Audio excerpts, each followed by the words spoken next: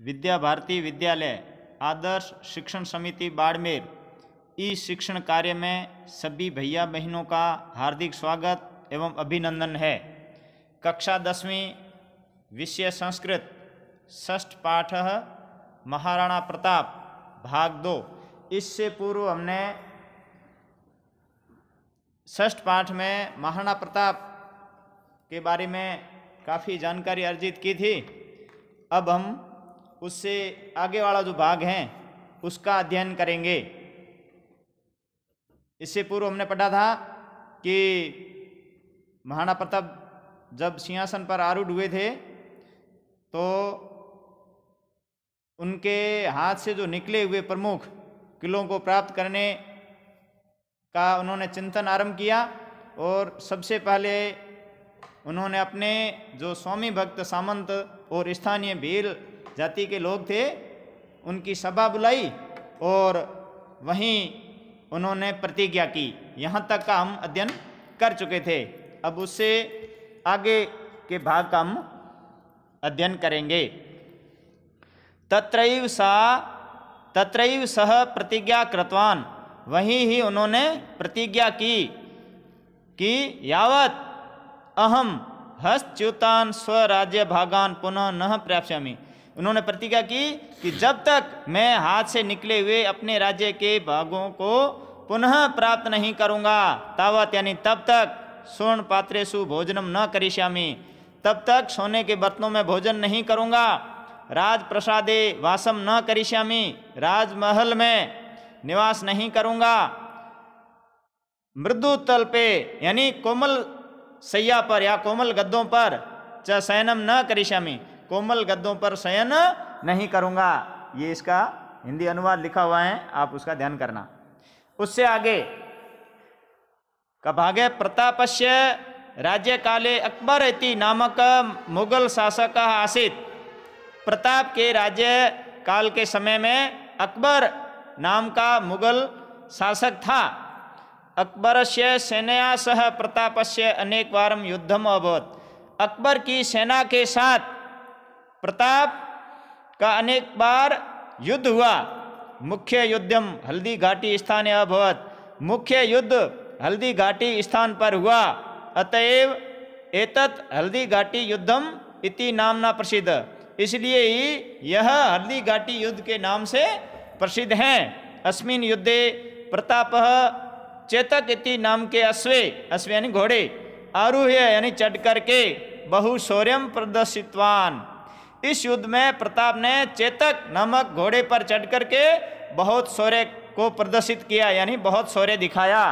प्रतापस्य सेना पर्वतीय युद्धेषु कुशला आसीत, यानी प्रताप की सेना पर्वतीय युद्ध में कुशल थी। अतएव इसलिए मुगल सेना या अति क्षति जाता, इसलिए मुगल सेना की बहुत अधिक क्षति हुई यानी मुगल सेना की बहुत अधिक हानि हुई। मुगल सेना स्थानीय जनम विरोध कारणेन परावर्तिता, मुगल सेना स्थानीय लोगों के विरोध के कारण परावर्तित हो गई यानी लौट गई, पुनः लौट गई वापिस। अस्मिन् युद्धे प्रतापस्य राज्य अपि जन क्षति धन क्षतिश्च संजाता, और इस युद्ध में प्रताप के राज्य में भी जन हानि और धन की हानि हुई यानी जन और धन दोनों की हानि हुई। तस्य सेना अपि धन अभावे विघटिता, उसकी सेना यानी प्रताप की सेना भी धन के अभाव के कारण विघटित हो गई यानी बिखर गई। परम प्रतापः कदापि पराजय न स्वीकृतम, परंतु प्रताप ने कभी भी पराजय स्वीकार नहीं की। अरण्य गुहा प्रदेशेषु उषित्वा, अरण्य यानी जंगल या वन प्रदेश और गुफाओं में, जंगल और गुफाओं में उषित्वा यानी रह करके स्व संकल्प सिद्धे, अपने संकल्प की सिद्धि के लिए सैन्य संग्रहणम उपाक्रम, सैन्य संग्रहण किया। सैन्य संग्रहणम तत्प्रशिक्षणम च बहुवित्तीय साध्यम कार्य, सेना का संग्रह और उसके प्रशिक्षण, इसमें बहुत सारे धन की आवश्यकता थी, बहुत सारे धन होना उनके लिए आवश्यक था। ये इसका हिंदी अनुवाद यहाँ लिखा हुआ है लाल कलर में, इसको आपने रोक करके और लिख लेना। अब आगे महत्ता दारिद्र्येण परितप्य मानस्य प्रताप इदमेव, महत्ता दारिद्र्येण यानी महान दरिद्रता, परित्य अपि यानी महान दरिद्रता से घिरे हुए होने पर भी, महान दरिद्रता से संतप्त होते हुए प्रताप का यह चिंता, प्रताप की यह चिंता बहुत चिंता कारणमस्ति यानी महत्ता दारिद्र्येण परित्यम अपि मानस्य प्रताप से इदमेव बहुत चिंता कारणमस्ति, बहुत महान दरिद्रता से संतप्त होते हुए प्रताप का यह चिंता का बहुत बड़ा कारण था। प्रतापस्य चिंता विभाव्य भामाशाह नामा कश्चिन श्रेष्ठी किमपि महत् कार्यम कृतुम काल समायत है। यानी प्रताप की चिंता को विभाव यानी देख करके भामाशाह नाम का कोई सेठ किमपि यानी कोई महान कार्य करने का समय आ गया है। किमपि महत् कार्यम कृतुम कालम समायत यानी किसी महान कार्य करने का समय आ गया है। इति भावित्वान सह प्रताप निक्षा गत्वा, ऐसा वो सोच करके या समझ करके और वो प्रताप के निक्षा यानी पास में गया। उवाच और बोला, प्रभु अहम भवद वंशस्य सेवक, प्रभु मैं आपके वंश का सेवक हूँ। मम हस्ते प्रभु तम धनम विद्यते, मेरे हाथ में बहुत अधिक धन है यानी मेरे पास बहुत अधिक धन है। तेन भवान 25 सहस्र सैनिकान 12 वर्षं पर्यंतम पालितुम प्रभविष्यति। यानी उसने कहा कि जो मेरे पास बहुत अधिक धन है और तेन यानी उससे भगवान यानी आप 25,000 सैनिकों को 12 वर्ष तक पालितुम प्रभविष्य उनको आप पाल सकते हैं, उनका पालन पोषण कर सकते हैं और उनके शस्त्र वगैरह खरीद सकते हैं। इति तदा प्रताप उवाच, ऐसा उसने कहा। तब तदा प्रताप उवाच, तब प्रताप बोला, अहम नेत धनम स्वीकृतम शक्नोमि, मैं यह धन स्वीकार नहीं कर सकता हूँ। एतद धनम भवता अर्जितमस्ति, यह धन आपके द्वारा अर्जित किया हुआ है यानी आपके द्वारा कमाया हुआ है।